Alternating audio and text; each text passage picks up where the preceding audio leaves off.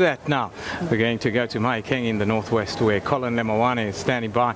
He's got a political analyst from UNISA, Professor Lesiba Tefo. But before you do that interview, Colin, just set the scene for us there in your area.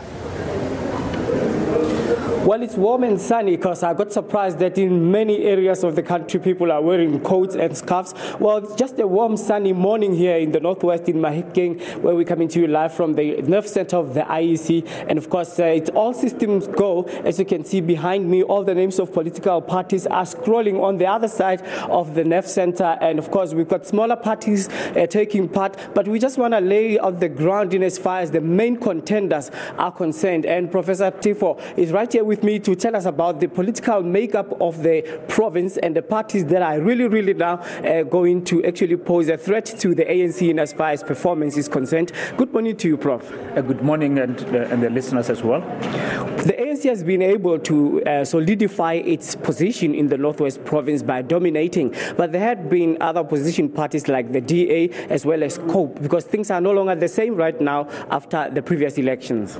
Certainly. I think the ANC, of course, it has got a pedigree, it has got its own history in terms of performance, in terms of the infrastructure, and I would hope that that is going to pay dividends for them.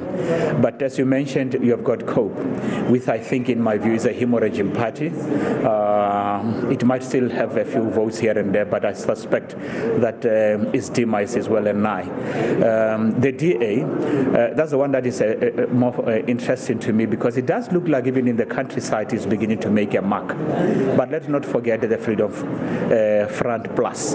This is the heartland of agriculture, and there is clear evidence, as I've seen on the posters driving along on the highways, that they certainly would make a very good showing in this province. The political dynamics have really changed in the past as 3 years is concerned. I can make an example. The last time when we were here, we had the executive mayor of Ngaka Mulema being an ANC member, but after a while he defected to COPE, and right now he's back at the ANC. And when you look at UCDP, it was the main opposition party, and right now it seems to be a dead horse.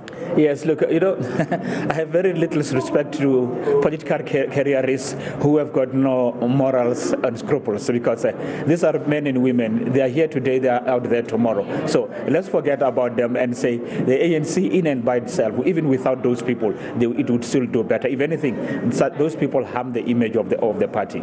How do you expect, sorry to interrupt you, how do you expect EFF to perform? Because you remember 2 days ago we were talking about the DA and the EFF filling up stadia, especially when they go around campaigning here. So are the T-shirt numbers reflective of the expected outcome of the vote? I have no doubt that, especially in this province, the EFF is going to do well. If you just take the example of yesterday, literally yesterday, when they went to Marikana, and prior to Marikana, there was a village they went to, you would recall the name. There was high expectations, and demonstrated by the numerical muscle there present.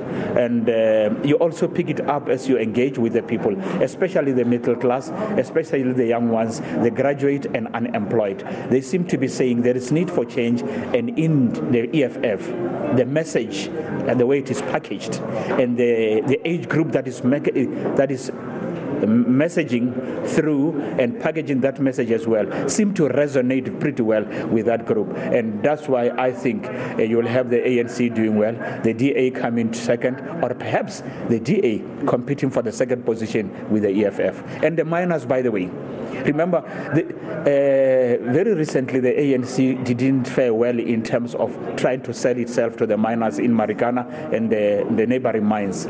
But it was interesting that when Julius comes in, right, is almost treated like a rock star.